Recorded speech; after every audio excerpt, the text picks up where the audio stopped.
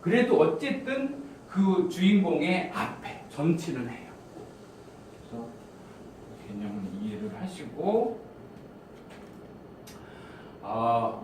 다음으로 마지막으로 영어의 그 고지를 점령해 넘어서는데 제일 가파른 부분이 이 부분이에요. 이게 뭐냐면 그 씨름 선수들은 뭐 안다리, 바깥다리, 배지기 요 기본 기술만 조합을 해서 결국 천하장사가 되잖아요. 그 태권도 선수는 앞차기, 옆차기, 돌려차기, 뒤돌려차기 핵심적인 기술 몇 개를 가지고서 올림픽 챔피언이 되죠. 그렇듯이 영어에서 우리가 영어를 고도로 잘 구사하기 위해서는 기본 기술을 뭔가 써야 되는데 그게 요 네 가지예요. 그래서 요것만 알면 영어의 고수다. 소리 들을 만한 기술이 요건데 이건 뭐냐면 얘네는 뭐냐면 원래 동사라는 건 주어 다음에 딱 한 번 와서 주인공의 동작이나 상태를 나타내는데 얘네들이 변신을 해요. 변신을 해서 명사, 형용사, 부사, 명사, 형용사, 부사 이렇게 용도가 달라져요. 기능이 달라져요. 그 기술을 보시면 지금 첫 번째로는 부정사라는 개념이 있는데 얘는 동사의 앞에다가 to를 결합을 시켜요. 그래 놓으면 부정사라는 건 이제 새로운 이름인데 그 사람은 뭐 긍정도 부정도 안 해. 그 사람 배우자가 부정을 저질렀어. 이런 기존의 단어가 아니고 이건 완전히 새 단어예요. 그래서 얘는 뭐냐면 안 정해진 말. 그래서 이렇게 이름을 지었어요. 그래가지고 얘는 뭐냐면 원래 teach라는 거는 가르치다. 이렇게 동작을 나타내주는 동사예요. 근데 to를 붙였어요. 그리고 동사라는 얘기는 그 동작의 대상이 목적어가 있잖아요. 여기 목적어는 끌고 다녀요. 그래서 영어를 가르치는 거.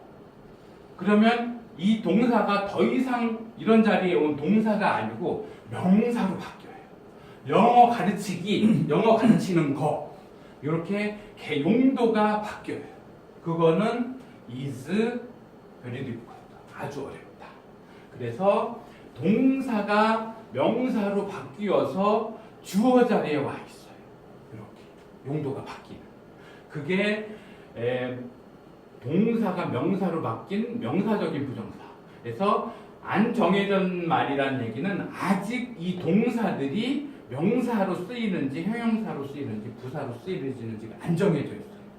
여기서 보시면 every player 모든 선수는 주어는 is 아까 전치사 플러스 명사가 형용사가 돼서 의무 아래에 있는 상태예요. 근데 이 의무가 어떤 의무냐면 keep이라는 거는 지키다, 준수하다 이런 동사예요. 동사에 to가 붙었고 동사라는 얘기는 목적어가 있다는 얘기예요. 동작에 대상이 있어야 되니까. 그래서 그게 얘죠. 규칙이라는 걸 지킬 의무. 의무라는 명사를 수식해주는 형용사로 기능을 해줘요. 여기서는 명사로서 주어 자리에 왔다면 여기서는 명사를 꾸미는 형용사로서 기능을 해줘요. 다 똑같이 동사에다 to만 붙였을 뿐인데 어떤 건 기능이 명사, 어떤 건 기능이 그 명사를 꾸미는 형용사. 이렇게 고도의 기술이 들어가는 거죠. 다음으로 부사로 쓰이는 예를 보시면 he came. 주인공 동사에서 그가 왔는데 see라는 거는 보다라는 동사예요. 동사의 앞에 to를 붙였고 이 동사의 목적어 me가 있죠. 그래서 그가 주인공이 어제 나를 보기 위하여 왔다. 그러면 얘는 명사도 아니고 그 명사를 꾸미는 형용사도 아니고 부수적으로 상황을 만들어내. 그게 늘 부사예요. 부사는 늘 그런 일만 해요. 명시적으로 주어, 목적어, 보어 자리에 오는 명사도 아니고 그런 명사를 꾸미는 형용사도 아니면서 기능을 부수적으로 하는 애들. 걔가 부사예요. 그래서 문장 내에서 주인공 다음에 나머지는 명사, 형용사, 부사. 얘 삼총사만 부지런히 다니며 일을 해. 다음으로 두 번째 동사를 가지고 하는 고급 기술이 뭐냐면 동명사라는 건데요. 보시면 fail이라는 거는 실패하다 이런 동사예요. 근데 ing가 붙었어요. 이렇게 동명사는 동사의 뒤에다가 ing를 붙여서 표시를 해요. 그러면 얘가 더 이상 실패하다라는 동사가 아니라 실패하는 거, 실패하기 이런 명사적인 개념으로 기능이 바뀌어요. 그런데 동사 출신이다 보니까 의미상의 목적어가 있는 거죠. 근데 여기서 보시면 플랜은 계획하다라는 동사인데 to가 붙었어요. 그러면 동사 출신의 이 목적어는 동사에 to가 붙은 그렇게 해서 동사가 명사가 된 애가 여기 와 있는 거죠. 계획하는 거 그거를 실패한 애는 그러면 요 주어 자리에 온 애는 부정사의 기능도 설명을 해주면서 동명사의 기능도 다 함께 이해할 수 있는 좋은 예문이어서 뽑은 건데 여기는 주어 자리에 왔는데 어쨌든 계획하는 거에 실패하는 거 그거는 뭐냐면 이번엔 거꾸로 이 플랜이 여기로 와서 동명사가 됐어요. 계획하는 거다. 그런데 실패하다라는 동사에 to가 붙어서 이 플랜이라는 동명사의 의미상의 목적어가 되겠죠. 그래서 의미상으로 잘 보시면 계획하는 거에 실패하는 거 그거는 실패하는 걸 계획하는 거다. 동사다. 동사인데 거기에 ing 동명사로 만들거나 부정사를 만들어서 명사로 바꿔서 쓰는 기술인 거죠. 여기는 비동사니까 주어 자리에서 아니면 보어 자리에 명사로서 이렇게 고도로 기능이 고급화되는 거. 이런 게 영어인 거예요. 그래서 앞으로 내가 영어를 쓴다. 그거는 이런 기술을 구사를 하는 걸 내가 익히는 거다. 이렇게 보시면 되겠어요. 그러면 왜 이런 상황이 되느냐? 원래의 문장은 이렇게 주어 동사 목적어나 주어 비동사 뭐 이게 원래 하나의 문장이에요. 동사는 그 안에 들어가 있어요. 이런 걸 말하자면 완전한 하나의 집이에요. 하우스 집이에요. 근데 이렇게 하우스 같이 고정 불변으로 옮기지도 못하고 용도가 딱 정해져 있는 거 말고 이걸 좀 휴대하기도 좋고 옮기기도 쉬운 간편한 구조로 만들어 보자. 그래서 집이 아니고 텐트로 만드는 기술이 이 동사의 변신 기술들인 거예요. 보시면 하우스에서는 꼭 주어, 목적어, 보어 다 갖춰야 되는데 이거를 완전히 주어도 없애고 심플한 구조로 가져가 버린 기술이 이 고급 기술이라는 거죠. 그래서 동사를 가지고 하는 또 세 번째 기술을 보시면 분사. 이 분사라는 거는 배우들이 분장을 하다 그런 느낌하고 똑같은 거예요. 꾸며주는 거. 그래서 여기서 예문으로 보시면 이제 이해가 더 쉬우신데 예수라는 주인공이 found 발견했어요. 동작이에요. 뭘 발견했냐? 남자들을 발견했어요. 발견한 대상을. 그런데 셀이라는 거는 팔다라는 동사예요. 근데 ing 붙었어요. 그럼 만들기는 동사에다 ing 붙은 거는 동명사나 분사나 똑같아요. 근데 여기서는 명사로 쓰인 데 반해서 요거는 형용사로 쓰는 기술이에요. 아까 분사는 형용사로 쓰는 기술. 만드는 거는 똑같이 동사 원형에다가 뒤에 ing를 붙이는데 여기서 동명사는 명사로 기능한다면 여기서는 형용사로 기능해요. 형용사를 기능하는 거는 명사를 꾸민다 이런 개념이거든요. 그래서 남자는 남자인데 팔고 있는 남자. 이렇게 명사를 꾸미는 형용사가 된 거죠.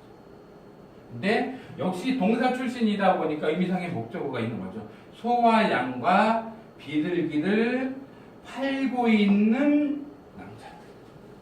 요게 현재 분사 기능이라면 분사에는 하나가 더 있어요. 분사는 과거 분사라는 개념이 있는데 얘는 동사에다 원형에다가 뒤에다 ed를 붙여요. 현재 분사 형용사는 ing 붙이는데 과거 분사는 ed를 붙이는데 그것도 역시 예문으로 보시면 이해가 쉬우신데 the only thing 유일한 일은 주어예요. 근데 achieve는 달성하다, 이룩하다라는 동사에 ed가 붙었어요. 그러면 이게 더 이상 동사가 아니고 형용사가 돼서 명사를 꾸며주죠. 성취되는 유일한 일. 근데 아까 배우신 in, 부사, life 전치사 플러스 명사가 부사가 돼서 인생에서 전치사 without effort 명사 전치사 플러스 명사가 부사가 돼서 노력 없이 인생에서 성취되는 only thing 유일한 일은 is failure 실패뿐이다. 주어 자리에 하나, 둘, 셋, 넷, 다섯, 여섯, 일곱, 여덟, 9개의 단어가 아주 교묘하게 결합을 해서 한 단어처럼 상황을 형성하고 있죠. 그게 이제 분사라는 거는 동사를 형용사로 만드는 기술이고요. 마지막으로 분사구문이라는 개념이 있는데 얘는 생긴 건 분사같이 생긴 구예요. 근데 이번에는 얘가 부사로 기능을 해요. 그래서 예문으로 보시면 they get up in the morning. 그들 주인공은 in 전치사 플러스 morning 명사가 결합이 돼서 부사가 돼가지고 아침에 get up 일어나요. 근데 think라는 거는 생각하다라는 동사예요. 근데 ing가 붙어서 현재 분사의 모습을 갖추고 있어요. 근데 about 전치사 플러스 their money 플러스 자기들의 돈 문제에 관하여 생각하면서 이런 게 이제 분사같이 생긴 구인데 이 구는 부사로서 기능을 하는 거죠. 명사는 명확하게 주인공, 형용사는 명사를 꾸미는 거 이렇게 부수적으로 생각하면서 이런 건 부사. 문장 안에서는 명사, 형용사, 부사, 명사, 형용사, 부사. 얘네들이 유기적으로 개념을 우리가 만들어내고자 하는 개념을 계속 형성해내는 거죠. 그래서 여기까지 이제 고급 기술들을 다 배우셨고요. 혹시 한 5분 쉬었다가 아니면 계속 한 5분 정도 잠깐 쉬었다가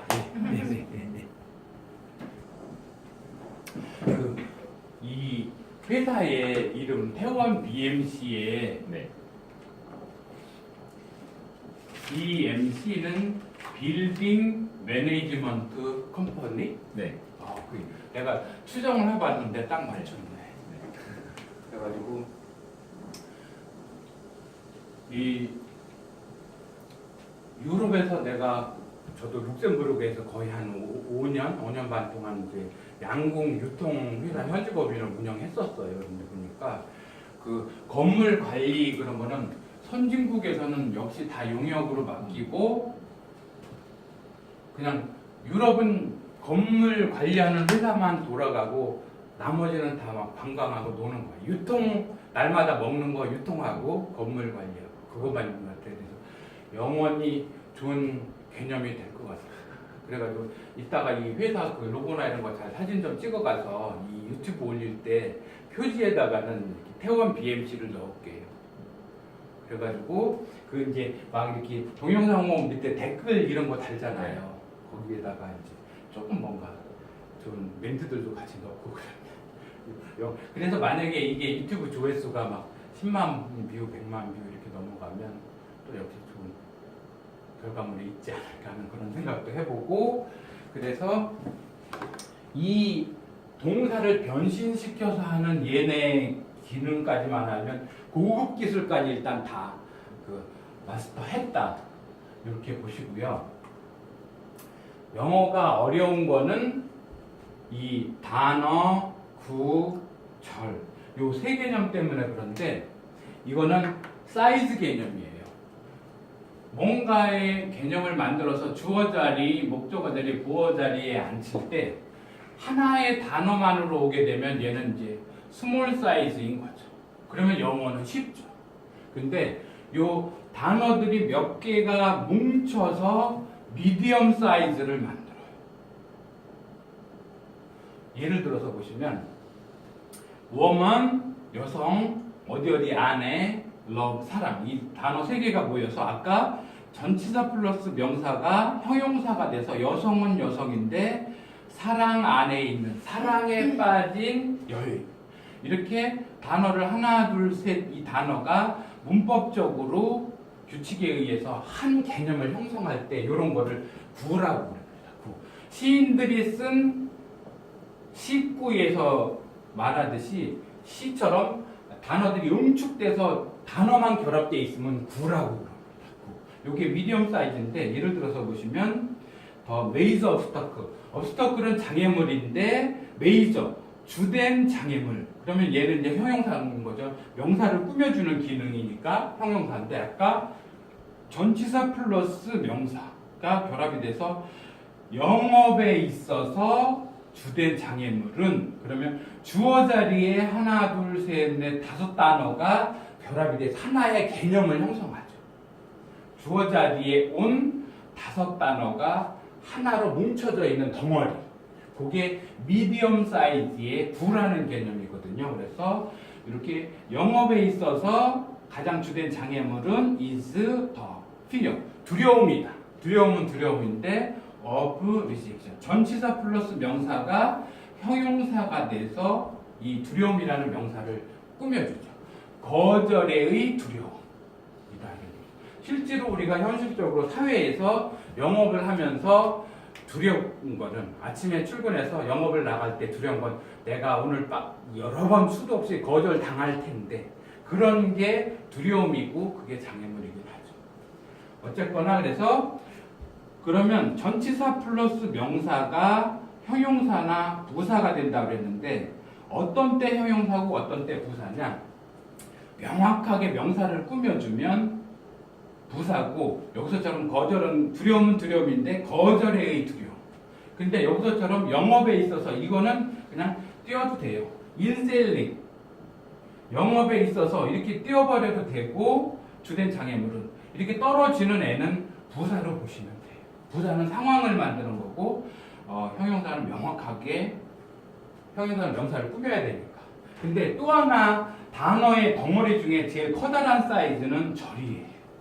그래서 저도 그런 적이 있는데 고등학교 때 어머님이 공부해라 그러면 수도 없이 잔소리를 그렇게 하세요. 그러면 잔소리 1절만 하시죠. 네. 네.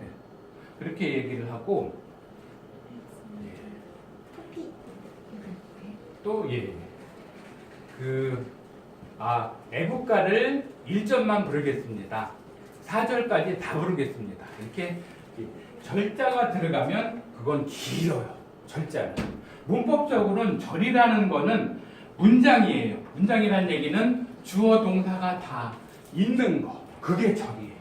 그런데 이 큰 덩어리가 한 단어의 역할을 하는 거죠. 그래서 보시면 whether he will come or not 그 주인공이 올지 안 올지의 여부는 주어 동사 다 있는 이 한 문장이 한 단어로 역할을 하는 덩어리인 거죠.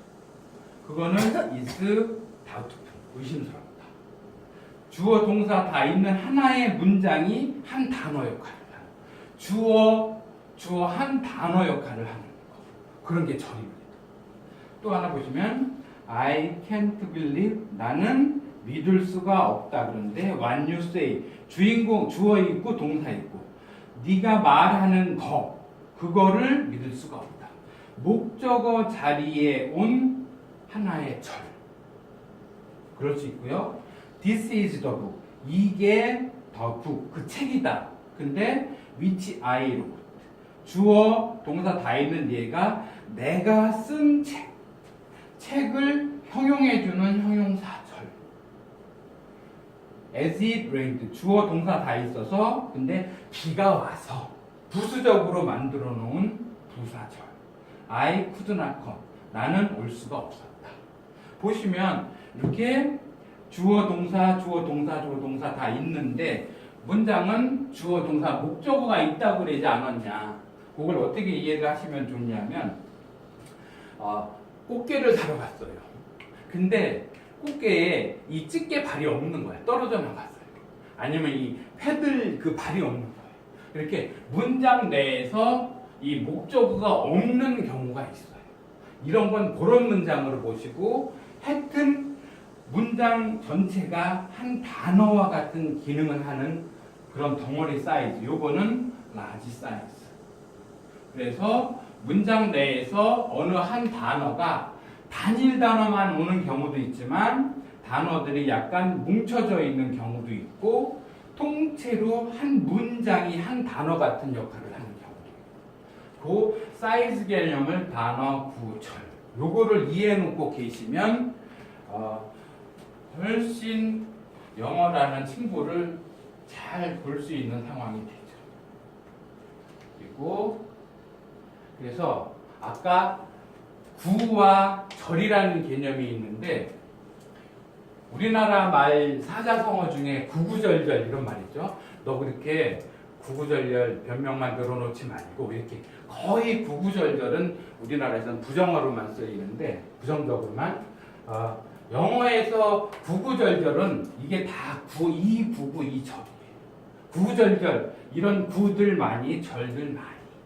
그래서 이 구구절절이라는 사자성어는 영어 학습 차원에서 보면 정말로 좋은 사자성어다.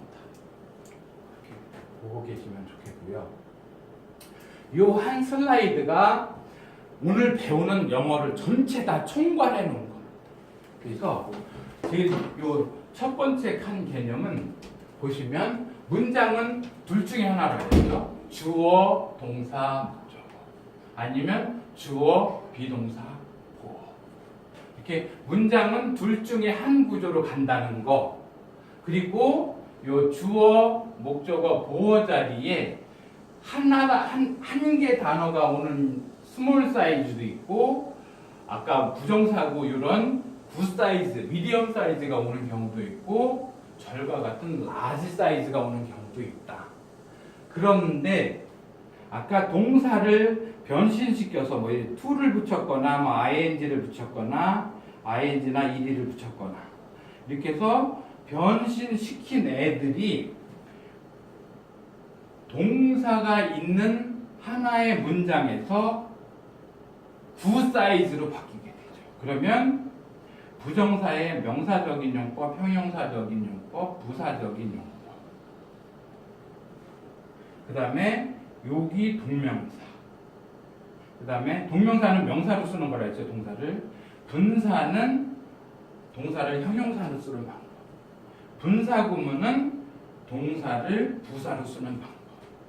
한 문장 안에서 실제로 움직이고 있는 애는 동사 외에 명사, 형용사, 부사가 다라고 그랬으니까 그 구 사이즈로는 얘네 동사를 변신시켜서 만든 얘네들이 여기에 다 자리하고 있는 거고요. 아까 전치사하고 명사의 결합이 형용사나 부사가 된다고 했죠. 그리고 접속사가 있는 가운데 한 문장을 통째로 덩어리 지어서 명사절, 형용사절, 부사절로 만든 애들이 이 절 사이즈인 거. 그래서 이 한 슬라이드 내에서 문장은 골격이 이렇게 된다. 근데 여기에 스몰 사이즈 말고 미디엄 사이즈, 라지 사이즈가 다 가는데, 미디엄 사이즈는 동사를 변신시킨 애들, 전치사 명사 구, 얘네가 미디엄 사이즈다. 접속사를 동반한 명사절, 형용사절, 부사절 요 사이즈가 라지 사이즈다. 요것만 딱 이해하고 계시면 영어는 이제 다 이해를 한 거고요. 그래서 영어에서 가장 중추적인 척추와 같은 거는 동사입니다. 누가 뭐래요? 동사를 중심으로 영어는 구성이 돼요. 기둥과 같아서. 왜냐하면 아까 문장이 동작이나 상태냐 둘 중에 하나를 가르는 거는 이 동사가 비동사냐 일반 동사냐가 다른다고 그랬잖아요. 그리고 중학교 때 우리가 문장의 오형식이라고 들었던 5가지 이 어떤 문장이 몇 형식에 들어가냐 이거는 의미가 없고 모든 문장은 영어에서의 모든 문장은 반드시 주어와 동사를 가진다. 근데 아까 꽃게처럼 여기 목적어가 없다고 그랬잖아. 어떤 거는 이 첫 번째 문장도 일용식에서 그런 거. 뭐 I go, I run, I sleep 뭐 이렇게 내가 가고 달리고 자는 건 더 이상 대상이 필요 없어요. 완전히 그냥 스스로 다 해결되는 이런 완전한 자동사들은 여기 목적어가 없어요. 그리고 아까 비동사가 오고 보어가 오면 이 주인공의 상태를 나타내. 그러니까 이렇게 형식을 가르는 것도 실제로 동사가 가르는 거거든요. 그래서 뭐 세상에 문장의 형식이 5가지가 있어서 우리는 거기에 뭔가를 맞춰서 문장을 만들어내야 되는 게 아니라 어떤 동사를 쓰느냐에 따라 그 문장의 패턴이 5가지로 갈라지는데 제가 아까 모든 문장은 주어, 동사, 목적어나 주어, 비동사, 보어라고 한 얘기는 이거를 더 축약을 시킨 거예요. 요 첫 번째 주어, 동사, 목적어는 1, 3, 4, 5 이거 3개를 다 뭉뚱그려서 주어, 동사, 목적어 구조다 이렇게 말을 한 거고 두 번째 주어, 비동사, 보어 요 구조를 두 번째로 얘기를 한 거예요. 그래서 요거 이렇게 3, 4, 5냐 1이냐 이거 가르는 건 별로 의미 없고 동사가 뭐냐에 따라서 그건 자연스럽게 그냥 결정이 되는 것 뿐이에요. 그래서 요 뭐 학교에서 배웠던 문장의 오형식 이런 건 다 잊어버리시고 영어라면 무조건 주어가 반드시 있고 동사가 있어야 된다. 근데 그 동사가 비동사 계열이면 상태를 나타낸다. 그렇게만 보시고요. 그래서 동사가 이렇게 문장을 결정해서 중요하고 아까 동사를 변신시켜서 만드는 부정사, 동명사, 분사, 분사구문 그렇게 해서 명사, 형용사, 부사를 만드는 기술 이게 있어서 역시 동사는 중요하다는 얘기고요. 그래서 메인 주된 동사 그다음에 종속절과 함께 오는 종동사 이렇게 변신시킨 변신동사 이거를 빨간색, 녹색, 파란색 그리고 전치사 명사를 밑줄을 그어서 그렇게 표현을 하면 모든 영어가 다 해석이 돼요. 그리고 보시면 보세요. 유진 주인공이 포스터레터 유진이 편지를 발송한다. 현재 유진은 posted a letter yesterday. 유진은 어제 편지를 발송했다. 과거 유진 will post a letter tomorrow. 내일 편지를 발송할 것이다. 이렇게 동사 부분이 시제를 반영해요. 시제. 그게 현재냐 과거냐 미래냐는 동사에서 결정을 해요. 또 보시면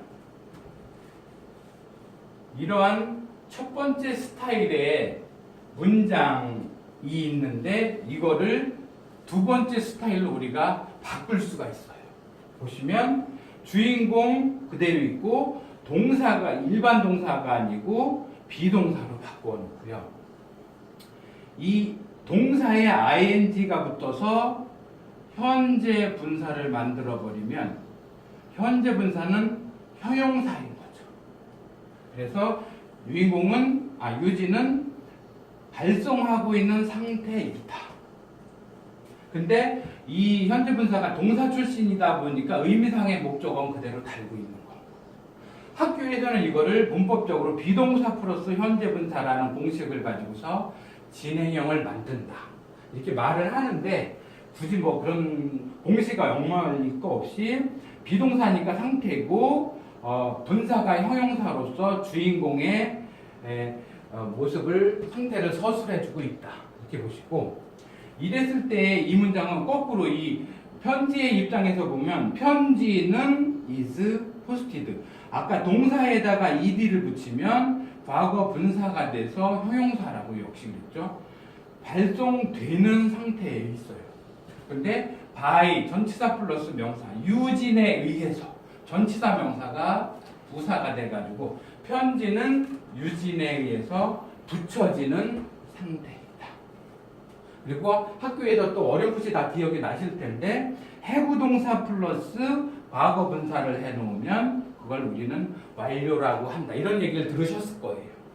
이랬을 때에 이 주인공은 어떠한 상태를 갖기는 갖는데 발송한 상태를 갖고 있는 거죠. 뭐를? 편지를. 과거 분사인데 동사 출신이다 보니까 의미상의 목적을 갖고 있어서 유진이라는 주인공은 편지를 발송한 상태를 갖고 있다. 이렇게 보셔서 아까 모든 문장은 주어, 주어 동사 목적어나 주어 비동사 보어라고 했는데 우리가 영어를 다룰 때에 첫 번째 스타일하고 두 번째 스타일의 비중이 얼마나 되느냐 이렇게 보시면 50%에 50%, 5대5 정도 돼요. 아까 일반 동사와 비동사를 놓고 봤을 때 비동사 하나가 50을 차지한다는 거 엄청나잖아요. 그건 왜 그러냐면 이렇게 진행형 상황, 수동태 상황, 완료 상황 여기서의 동사 부분이 비동사 스타일로 바뀌기 때문에 이렇게 위상을 커다랗게 가져가는 거죠. 그래서 비동사 하나의 위상을 정말 크게 봐주시고요. 그래서 이제 정리를 해 나가자면 모든 문장은 주어, 동사, 목적어를 갖는다고 했을 때 주어, 목적어 보어 자리에 명사가 오고 동사가 오면 문장은 되는 거예요. 오토웨이도 바퀴 두 개만 있으면 굴러가요. 그렇듯이 영어도 명사하고 동사 요 두 재료만 있으면 문장은 굴러가요. 근데 바퀴 두 개면 넘어지고 좀 안정성이 없죠. 그래서 바퀴가 세 개는 돼야 안정이 됩니다. 넘어지지가 않죠. 초대형 여객기도 다 바퀴 세 개로 뜨고 내리고 하잖아요. 그래서 뭔가 또 하나가 꼭 필요하다. 그거는 형용사예요. 요 명사 애들을 좀 더 꾸며줘야 되기 때문에 형용사가 필요한 거고요. 아니면 요 명사 말고 요 자리에 형용사가 직접 와서 이 주어의 명사를 수식해 주기도 하기 때문에. 그래서 아까 형용사, 분사 스타일의 형용사가 주어가 어떠한 상태인지를 꾸며주는 형용사 역할. 과거 분사 스타일의 형용사가 이 주인공, 편지가 붙여지는 상태. 그래서 아니면 이 주인공은 그러한 상태를 경험하고 있는, 갖고 있는 상태. 그렇게 보셔서 형용사가 명사, 요 보어 자리에 명사를 갖추거든 어쨌든 형용사가 더 있어줘야 안정성이 높아진다. 근데 이 바퀴 세 개 가지고 이륙하지 말고 고속도로로 부산을까지 이 비행기로 가자.